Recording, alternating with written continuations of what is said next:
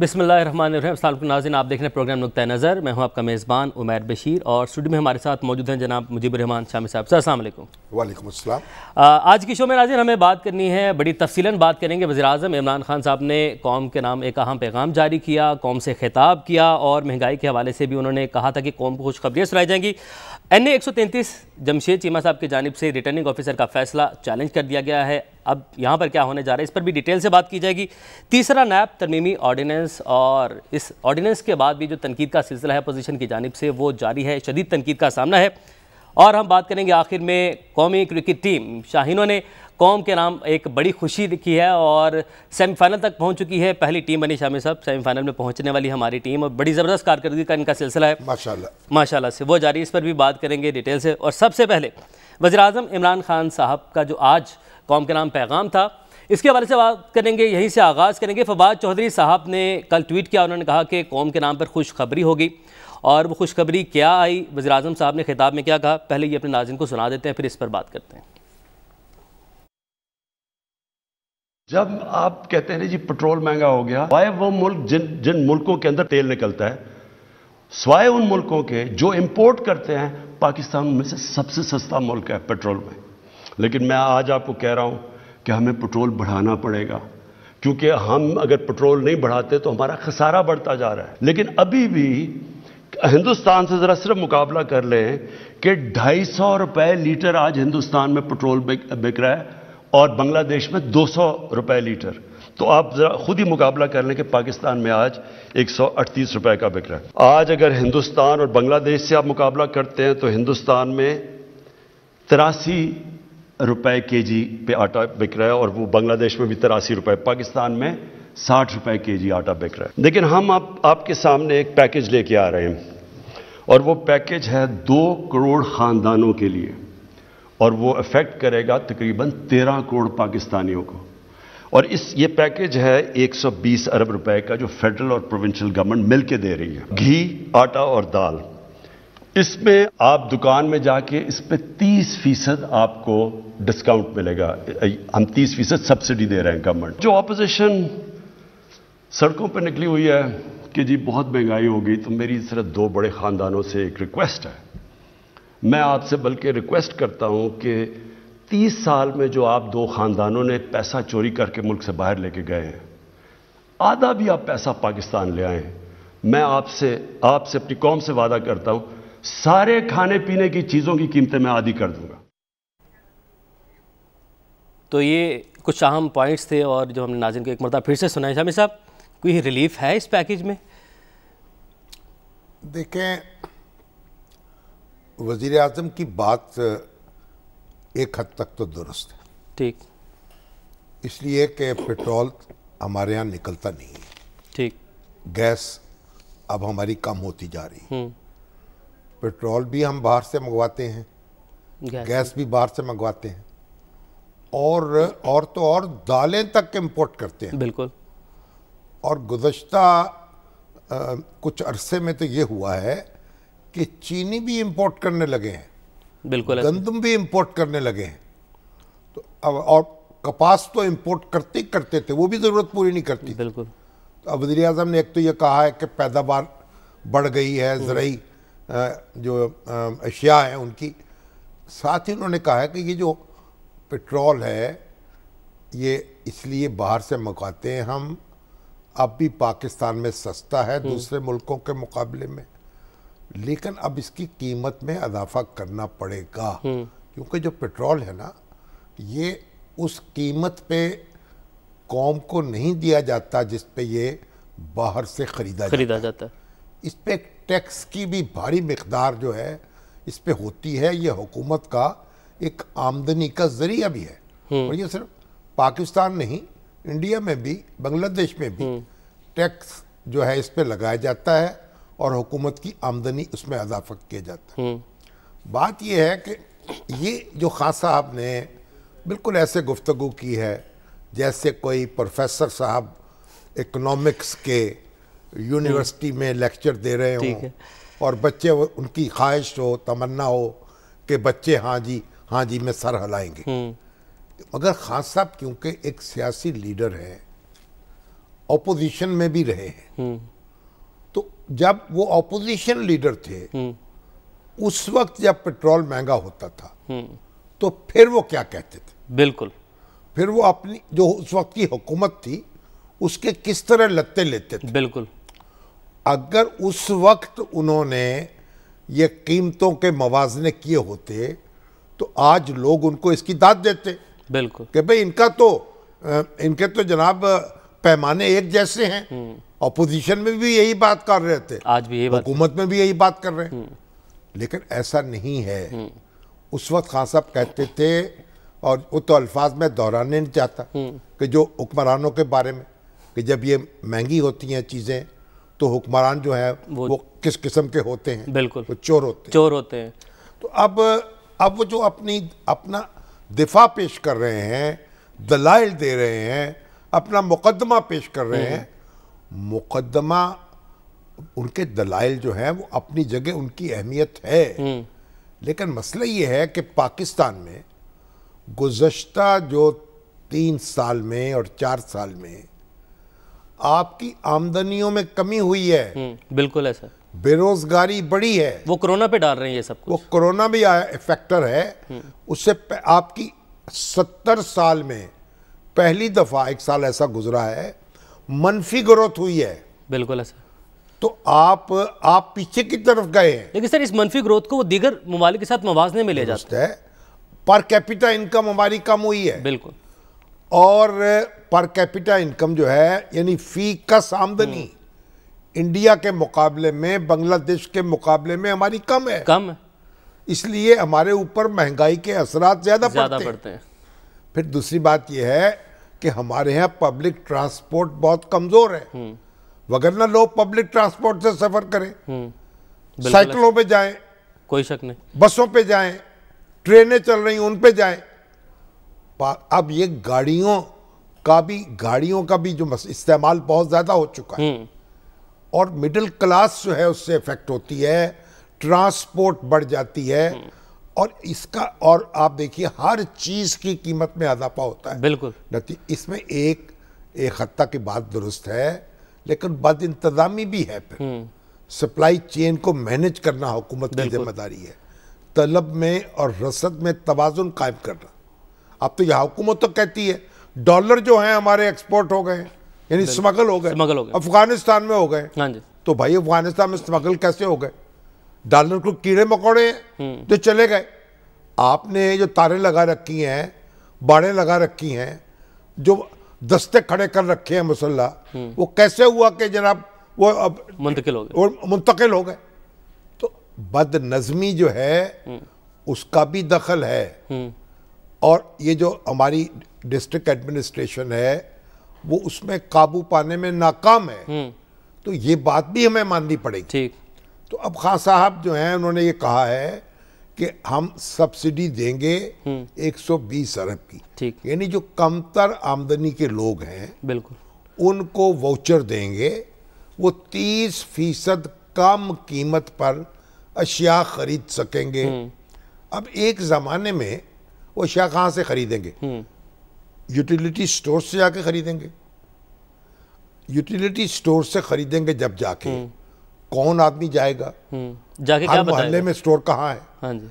और कहाँ जाना पड़ेगा लोग? और जाके क्या कहेगा? सब्सिडी दे दें। उतने पैसे नहीं, वाउचर उनको अलग से देंगे। एहसास कार्ड के तहत डाटा इकट्ठा किया गया हमारा, वो डेटा जो है उसके तहत उनको वाउचर मिल चुके होंगे, डेटा उनके पास मौजूद है। इसलिए एक उन खानदानों को आइडेंटिफाई करेंगे, जिस तरह पहले कैश तकसीम किया गया था उस तरह से उनको सब्सिडी देंगे ताकि उनका बोझ कम हो जाए। ये एक अच्छा इकदाम है। कुछ तो यानी कुछ करना जो है ना करने से बेहतर है। लेकिन अमली तौर पर ये कैसे इसके असरात मुरत्तब होंगे हमें देखना पड़ेगा। और किस हद तक मुमकिन भी है ये होना। एक ज़माने में राशन सिस्टम होता था।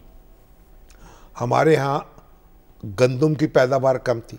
अच्छा। हमारे यहाँ चीनी की पैदावार कम होती थी। तो फिर राशन कार्ड बने हुए थे। ठीक। हर घर राशन डिपो होते थे। ठीक। और वहाँ एक मुकर्रर कीमत जो हुकूमत की है उस पर एक चीज़ अवेलेबल होती थी। मसलन एक शख्स को एक महीने में मतलब 1 किलो चीनी मिलेगी, ठीक है, तो घर के अगर 5 अफराद हैं तो आपको 5 किलो चीनी मिल जाएगी, ठीक है, और वो बाजार से कम कीमत पर होगी। ठीक। इस तरह आटा है, एक शख्स को फर्ज करे 10 किलो या 20 किलो मिलेगा, और ताकि वो आपको उस कीमत पर मिलेगा।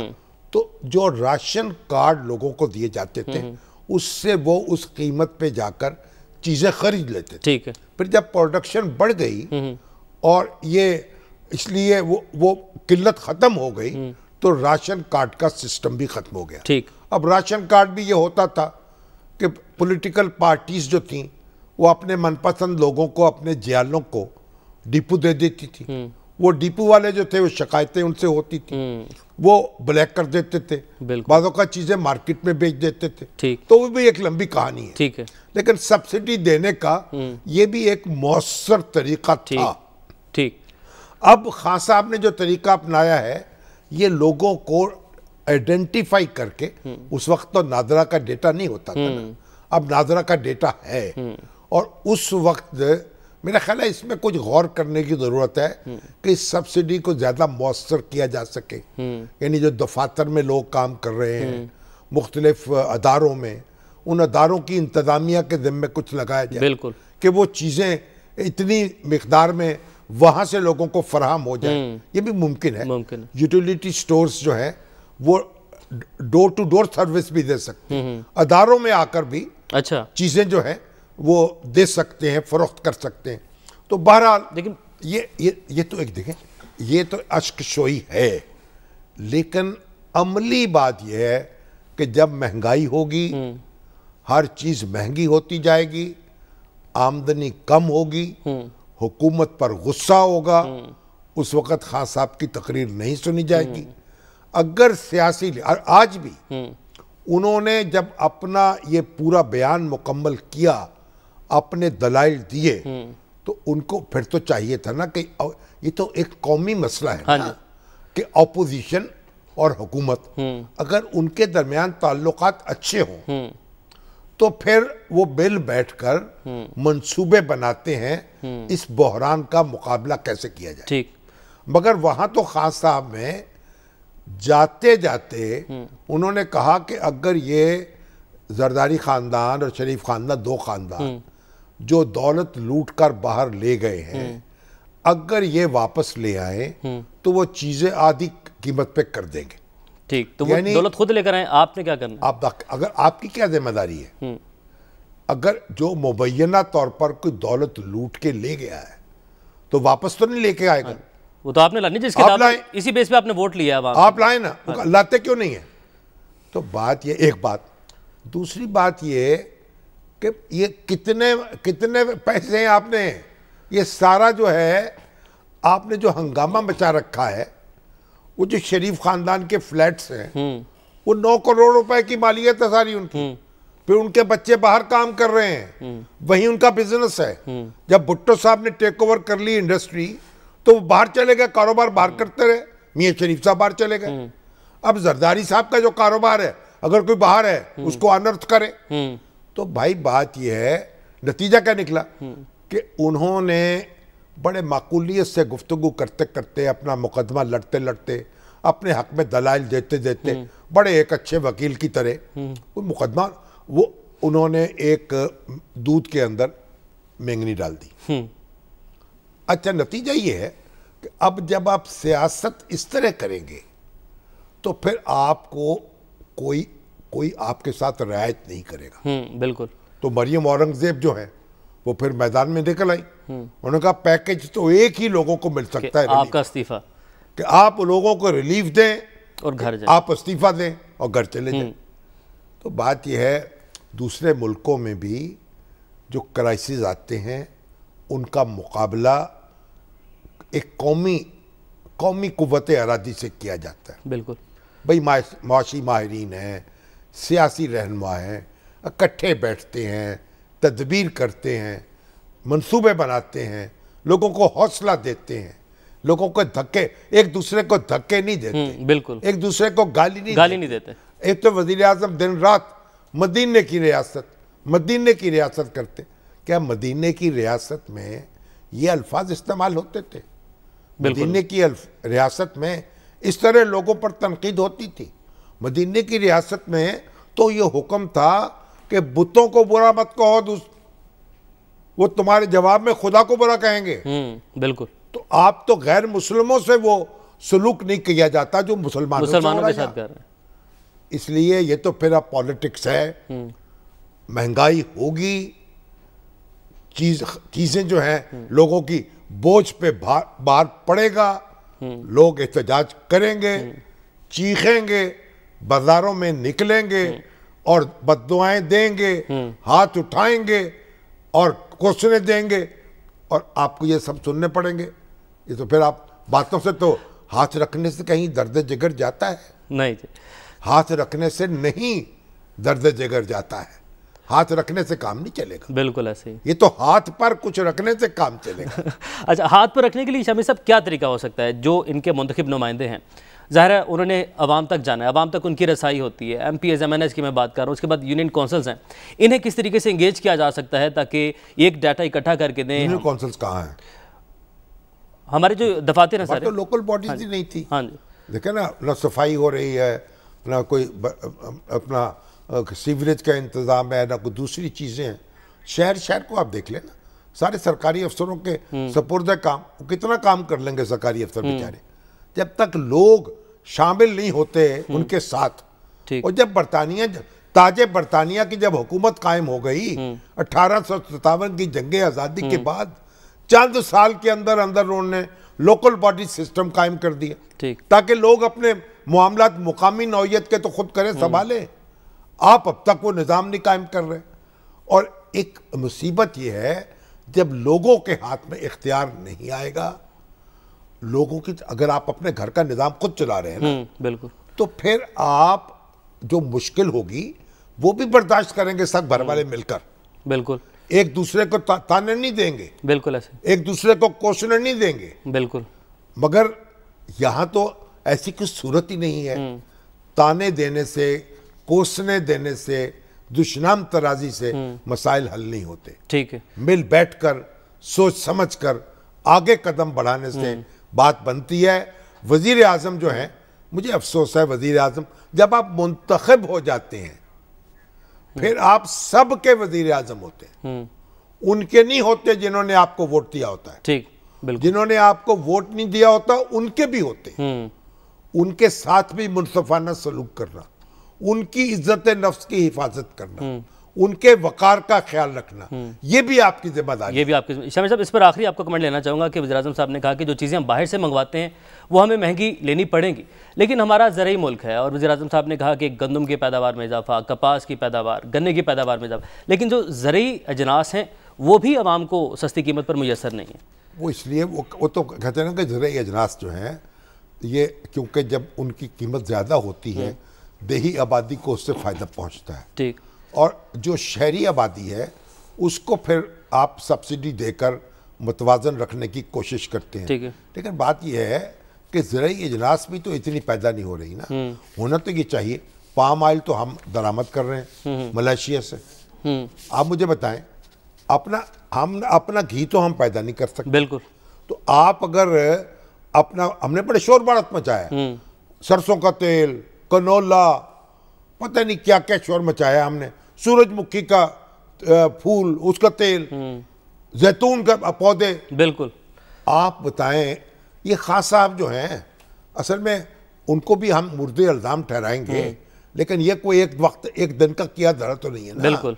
आप बताइए, खुर्दनी तेल हम दरामद कर रहे हैं, बिल्कुल, दालें दरामद कर रहे हैं, मिसमैनेजमेंट है। हाँ जी, हमारी जो एग्रीकल्चर सेक्टर है उस पर तवज्जो नहीं है। बिल्कुल। एग्रीकल्चर, हमारे जो लोग हैं उनमें तालीम की कमी है, उनको रहनुमाई देने वाले नहीं है। दाल मूंग की, अभी उन्होंने कहा दाल मूंग बाहर से आ रही है, चने की दाल बाहर से आ रही, माछ की दाल बाहर से आ रही, को खुदा खौफ, चीनी बाहर से आ रही, पहले बाहर बेचते फिर बाहर से मंगवाते हैं। आप और तेल जो है, आप सरसों का तेल खा लें, आप कनोला उगाएं, आप पानी में उबाल दें, पानी में आप क्यों तेल मंगवाते हैं बाहर से? बिल्कुल। तो ये तेल मंगवा रहे हैं हम, आज तक हम तेल में खुद को फील नहीं हो सके। बिल्कुल। एक जमाने में हम देसी घी खाते थे, जब छोटे थे ना, देसी घी खाते थे, वो इंपोर्ट तो नहीं होता था, तो हम खुद बनाते थे अपना। हाँ जी। बहरहाल हुकूमत शामी साहब, इधर तो इन मामलों में हमने देख लिया, बात भी होगी, बड़ी डिबेट होगी कि हुकूमत यहाँ पर क्या कर रही है। हुकूमत की जानिब से बहुत से ऐसे इकदाम हैं जो कि हुकूमत को करने चाहिए लेकिन वो हो नहीं रहे। लेकिन हुकूमत ने एक काम किया है, नैब तरमीमी ऑर्डिनेंस, तीसरा ऑर्डिनेंस जारी किया गया और इस पर हमारे साथ गुफ्तगू के लिए इरफान कादिर साहब भी मौजूद हैं। इरफान साहब अस्सलाम वालेकुम। जी वालेकुम सलाम। इरफान साहब ये फरमाइए कि ये जो तरमीमी ऑर्डिनेंस आया है और नैब के चेयरमैन को बरतरफ करने का इख्तियार वज़ीर आज़म ने हासिल कर लिया है, उसके बाद इस अदारे की जो अफादियत है या अहमियत है उसमें किस हद तक कमी हो गई आपके ख्याल में? देखें, ये जो इख्तियार है ये हमेशा से, जब ये कानून बना था तो ये सदर पाकिस्तान को इख्तियार था नैब के चेयरमैन के खिलाफ जब वो फौजी सदर थे, जनरल परवेज मुशर्रफ। ठीक है, जो भी थे, फौजी थे या उसके बाद सदर आसिफ जरदारी आए या उसके बाद और सदूर आए, वो तो फिर वजीर आजम के ताबे हो गए ना? नहीं नहीं, बिल्कुल भी नहीं। शामी साहब देखें, आइन में 2 आर्टिकल हैं, आर्टिकल 48(1) और 48(2). आर्टिकल 48(1) में कहा गया है कि सदर पाकिस्तान वजीर आजम के मशवरे पे अमल करेंगे अपने फराइज मनसबी में। ठीक। लेकिन आर्टिकल 48(2) में कहा गया है कि जो मामला सदर के करने के हैं उन मामलात में वजीर आजम के मशवरे का कोई अमल दखल नहीं होगा। लिहाजा ये 48(2) के तहत वजीर आजम नैब की चेयरमैन नैब की अपॉइंटमेंट में सिर्फ एक कंसल्टी है, और ये जो नहीं, वो तो अपॉइंटमेंट में है ना, भेजने का, रिमूवल में आता हूँ। नहीं, मैं रिमूवल पे आ रहा हूँ। रिमूवल पे तो स्पेसिफिकली लिख दिया गया ना कि चूंकि अपॉइंटिंग अथॉरिटी सदर है तो रिमूवल जो है वही कर सकता है ना जो अपॉइंटिंग अथॉरिटी हो। नहीं, मगर उसमें तो फिर कंसेंसस जरूरी है, कायदे ऐवान में और कायदे इसमें इख्तिलाफ में। नहीं, रिमूवल में कंसेंसस जरूरी नहीं है, लेकिन तकर्रुर में एग्जैक्टली तकर्रुर में उनका कंसेंसस जरूरी है। लेकिन रिमूवल में, जब रिमूवल हो जाए, सदर पाकिस्तान जब किसी को रिमूव कर दें तो उसके बाद जो नया तकर्रुर होगा वहां पे फिर दोनों का कंसेंसस होगा, लीडर ऑफ द हाउस और लीडर ऑफ द ऑपोजिशन का। मगर इरफान साहब, ये तो उस वक्त होगा ना जब आप मुकर्रर करना चाहेंगे। अगर आप मुकर्रर करना नहीं चाहेंगे तो मौजूदा चेयरमैन जो हैं, जो भी हों, हम किसी शख्स की बात नहीं कर रहे, जो चेयरमैन मौजूद होंगे वो कंटिन्यू करेंगे। हाँ, अब ये चीज जो है ये मैं समझता हूँ कि सही नहीं है, क्योंकि चेयरमैन नैब का जो लिखा गया था कि उसकी जो टर्म है उसको एक्सटेंशन नहीं दी जा सकती, एक्सटेंड नहीं की जा सकती, इसीलिए किया गया था ताकि उस पे ये स्वॉर्ड ऑफ डेमोक्लीज हैंग ना करे कि किसी वक्त भी हुकूमत उसको खत्म कर सकती है टिल फर्दर ऑर्डर्स एक्सटेंशन दे के। तो फिर इसलिए कहा गया था कि अगर उसको बनाना है तो उसको फ्रेश टेन्योर आप दें, पूरा नया 3 साल का, लीडर ऑफ द ऑपोजिशन किसे हम मशवरा होगा। शमी साहब, ब्रेक के बाद गुफ्तगू सिलसिला यहीं से इनके साथ आगे बढ़ाते हैं, ब्रेक की जानिब बढ़ना है। इरफान साहब, आप हमारे साथ ही मौजूद रहिएगा, हमें एक ब्रेक की जानिब बढ़ना है। नाज़रीन वापस आएंगे इस ब्रेक के बाद, हमारे साथ रहिए। वेलकम बैक नाज़रीन, गुफ्तगू का सिलसिला वहीं से आगे बढ़ाएंगे और शामी साहब, इरफान कादिर साहब हमारे साथ मौजूद हैं। इरफान साहब जी जी जी हजूर। अच्छा, आप ये फरमाइए कि ये जो 2 ऑर्डिनेंस आए हैं इनके क्या असरात पड़ेंगे उन मुकदमात पर जो चल रहे थे?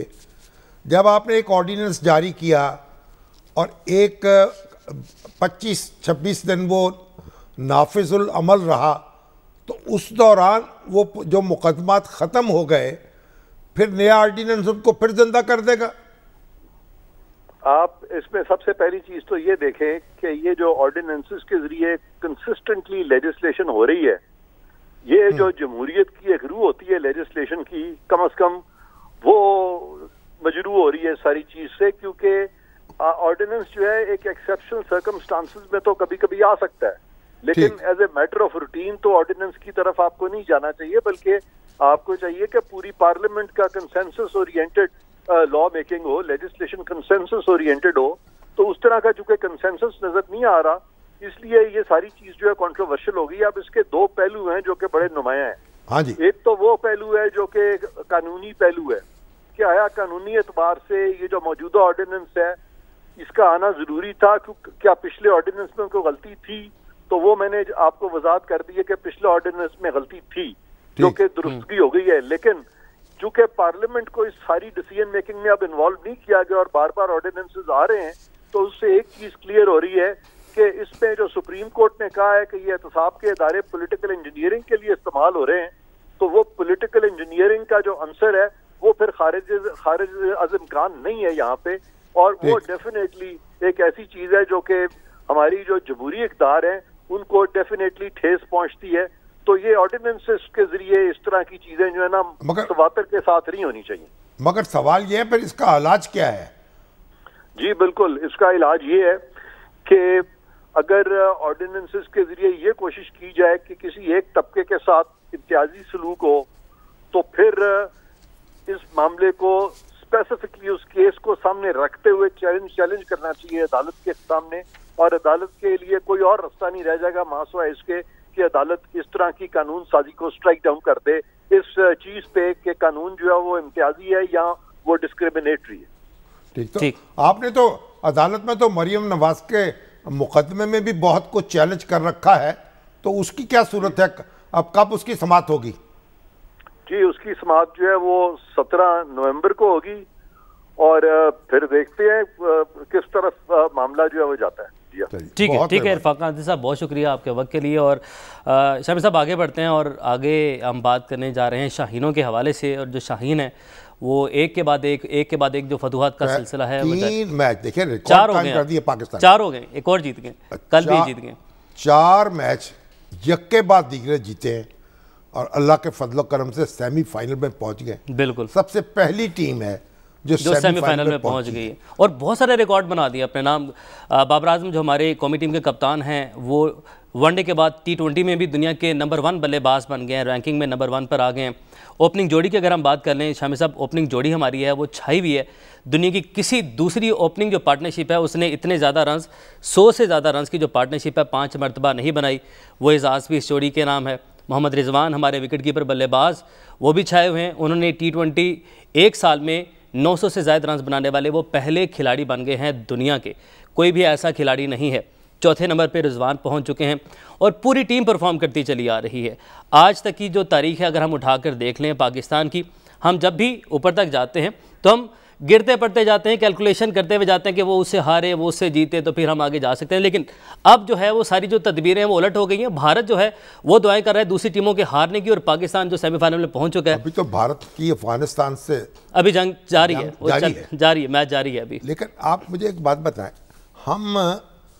हम बहुत ऊपर तो पहुंच जाते हैं स्ट्रगल करके, ये तो हमारी बात है। जब हम चीज हासिल कर लेते हैं ना, फिर वहां बरकरार नहीं रख पाते। ये कामरान अकमल साहब से ये सवाल पूछ लेते हैं, वो एक्सपर्ट हैं, वो बताते हैं, कौमी खिलाड़ी हैं। क्योंकि देखे ना, हॉकी में भी देख लें आप, उसके हॉकी का हमने बेड़ा गर्क कर दिया। बिल्कुल सर, यहाँ भी 92 में वर्ल्ड कप जीता, और फिर जनाब वर्ल्ड कप ने आप वजीर आजम दे दिया, आपको एक कैंसर अस्पताल दे दिया, दूसरा दे दिया, तीसरा दे दिया, और अब फिर आप जलीलो खार हो गए। बड़ी मुश्किल से आप टीम अल्लाह के फजल से बनी है, और फिर अब आप जीतते चले जा रहे। आपकी टांग टूटी थी ना क्रिकेट खेलते हुए। जी सर, बिल्कुल इस जमाने में, बिल्कुल 2007 की बात है। लड़कपन क्या करते थे आप? मैं फास्ट बॉलर था, बॉलिंग करता था मैं कॉलेज में। हाँ जी, कौन से कॉलेज में? मैं था government college of science, Wahdat road पर है हमारा कॉलेज। तो आपकी टांग टूटी थी? मेरी टांग टूटी थी। फिर तो आपको टांग यानी टांग अड़ाने की इजाजत होनी चाहिए क्रिकेट के मामले में। बिल्कुल। कामरान अकमल साहब खुश आमदीद कहेंगे आपको। और शामी साहब कह रहे हैं हम ऊपर तक तो पहुंच जाते हैं, लेकिन उसके बाद हमारा जो जवाल शुरू हो जाता है। अब हमारी टीम बहरहाल ऊपर पहुंच चुकी है, बाबर आजम छाए हुए हैं और रिजवान भी छाए हुए हैं। जो ओपनिंग जोड़ी है बड़ा शानदार परफॉर्म कर रही है। सेमीफाइनल, फाइनल क्या उम्मीदें हैं सर? उम्मीदें उमर भाई बड़ी पॉजिटिव वाइब्स हैं पूरे पाकिस्तान को, हमारी टीम को भी। और जैसे क्रिकेट टीम ने जैसे मोमेंटम पकड़ा है वो अनबिलीवेबल है। इससे पहले आप देखिए, इस टूर्नामेंट से पहले काफी क्रिटिसिज्म हो रहा था, हमारी क्रिकेट अच्छी जा नहीं रही थी, हम जीत नहीं पा रहे थे, हार भी रहे थे, जिम्बाब्वे से भी हारे थे हम लोग। तो ये चीजें सामने नजर आ रही थी कि हमारी टीम कैसे परफॉर्म करेगी। वो क्या हुआ कि सब कुछ बदल गया? वो ऐसा क्या हुआ? कोचिंग स्टाफ जो बदला उससे फर्क पड़ा, या फर्क कहाँ से पड़ा? देखिए, कोचिंग स्टाफ बदला, उससे भी आप कह सकते हैं फर्क पड़ा। और पीसीबी ने जो स्टाफ रखा है, सकलैन भाई और मैथ्यू हेटन। मगर आप ये तो देखें, जो कोचिंग स्टाफ पुराना है उसकी कोचिंग भी इसकी अच्छी थी, इसलिए उसको भी तो दाद देनी पड़ेगी ना, वगरना ये यानी 2 हफ्ते में तो काम नहीं हो सकता सारा। नहीं सर, ये 2 हफ्ते में नहीं, काम होने में 1 दिन में भी हो जाता है क्रिकेट की फील्ड में। लेकिन ये है कि मेंटली रिलैक्स रखना लड़कों को बड़ा जरूरी होता है, परफॉर्मेंस करवानी। आप अगर अपने आई ब्लू को सिर्फ देखेंगे तो वो तो फिर कभी टीम परफॉर्म नहीं करेगी। सबको एक जैसा समझना पड़ेगा, लड़कों को वैसे ट्रीट करना पड़ेगा। तो मैनेजमेंट से ये होता है। और टीम की परफॉर्मेंस जो है, मेरे ख्याल से क्रेडिट देना चाहिए बाबर को, जैसे टीम बनी है, जैसे वो लेके गए हैं। निकलने से 2-3 दिन पहले टीम अनाउंस हुई है, फाइनल टीमें बाकी सारे मुल्कों ने 1-1 महीने से 8-8 महीने से टीम बना ली हुई थी वर्ल्ड कप को सामने रख के। हम वाहिद कंट्री है कि वर्ल्ड कप से पहले 2-3 दिन पहले जरूर चेंजिंग होती है, कोई कॉम्बिनेशन तैयार नहीं होता, कोई टीम तैयार नहीं होती। सिर्फ अपनी एबिलिटी पे, अपने टैलेंट पे खेलते हैं जो हमारे पाकिस्तान में है, तो वो डिलीवर किया। आपके ख्याल में जो टीम मैनेजमेंट है, ये जो नई टीम जो है, इसकी जो मैनेजमेंट बेहतर थी, यानी रमीज राजा साहब जो हैं, उनका कोई कंट्रीब्यूशन है? उन्होंने अच्छा माहौल पैदा कर दिया। देखिए बिल्कुल अच्छा किया उन्होंने। वो क्रिकेटर भी हैं, बड़े कप्तान भी रहे हैं, क्रिकेट को समझते भी हैं, प्लेयर्स की साइकी को भी समझते हैं, कैसे टीम चलती है, प्लेयर्स की साइकी को भी समझते हैं। कामरान यही पॉइंट लेकर मैं मिर्जा इकबाल बेग साहब की जानिब जाना चाहूँगा। और वो मिर्जा साहब, बहुत शुक्रिया ज्वाइन करने के लिए। यहीं से आप बताइएगा कि जो रमीज़ राजा साहब हैं, उनके आने से भी फ़र्क पड़ा। उन्होंने कहा कि दबंग क्रिकेट खेलें, खुलकर क्रिकेट खेलें। ये भी कमेंट साथ साथ कर दीजिएगा। जब आप जीते हैं तो आपकी जो खामियां हैं वो छुप जाती हैं, तो क्या ऐसे वो कौन से पॉइंट्स हैं जहाँ पर अभी हमें काम करना है, क्योंकि अभी हमने वर्ल्ड कप जीतना है? बहुत बहुत शुक्रिया उमैर, और शामी साहब को भी मेरा सलाम। और आप सही कह रहे हैं, लेकिन किस्मत की देवी भी जब मेहरबान हो जाए तो सब कुछ सही होने लगता है। रमीज राजा ने 13 सितंबर को चार्ज लिया पाकिस्तान क्रिकेट बोर्ड के चेयरमैन का, और फिर हालात उनके हक में मुवाफिक होते गए। जो टीम ने परफॉर्मेंस दी, और हालांकि उन्होंने उन पर तनकीद हो रही थी कि वर्नन फिलेंडर और मैथ्यू हेडन को कैसे ले आए, उनका तजुर्बा नहीं है, सकलैन मुश्ताक को आर्जी तौर पर हेड कोच बनाया, तो लगता है सारी चीजें बिल्कुल दुरुस्त सम्त में जा रही हैं, जिसका फायदा पाकिस्तान क्रिकेट को हो रहा है। और मैं समझता हूँ खुशाइन बात है कि 12 साल के तवील अरसे के बाद हम सेमीफाइनल में पहुंचे वर्ल्ड कप के। दुनिया की हम वाहिद टीम बने जो वर्ल्ड कप के 5 मरतबा सेमीफाइनल में पहुंचा है। तो इसका मतलब यह हुआ कि पाकिस्तान के चांसेस अब बड़े रोशन हो गए। लेकिन फिर वही बात है, कामरान अकमल भी मौजूद है, कि पीक पर अगर कोई टीम जाती है उमैर, और फिर उसके बाद उसको मेंटेन करना बड़ा मुश्किल होगा। नॉकआउट मरहले में, लीग मैचेस में तो इतना प्रेशर नहीं होगा जितनी तवक्कुआत हमने वाबस्ता कर ली है पाकिस्तानी टीम से, नॉकआउट मरहले में यकीनन मुश्किल हो सकती है। ठीक है मिर्जा साहब, बहुत शुक्रिया आपके वक्त के लिए। कामरान अकमल कॉमी क्रिकेटर हमारे साथ मौजूद थे। आप दोनों का बहुत शुक्रिया। बिल्कुल, हमारी दुआ भी साथ है, और इंशाल्लाह टीम भी मेहनत कर रही है। इंशाल्लाह अच्छे नतीजे जाएंगे, सेमीफाइनल भी जीतेंगे, फाइनल भी जीतेंगे। नाज़रीन, वापस आते हैं इस ब्रेक के बाद, हमारे साथ रहिए। वेलकम बैक नाज़रीन। NA 133 में जमशेद इकबाल चीमा ने जो रिटर्निंग ऑफिसर का फ़ैसला था उसे चैलेंज कर दिया है, और इस टॉपिक पर डिटेल से हम बात करेंगे। कल इस पर गुफ्तगू होगी, और आज का जो प्रोग्राम है अपने इख्तिताम को पहुंचा। आपसे कल मुलाकात होगी। अपना बहुत सारा ख्याल रखें। अल्लाह हाफिज़।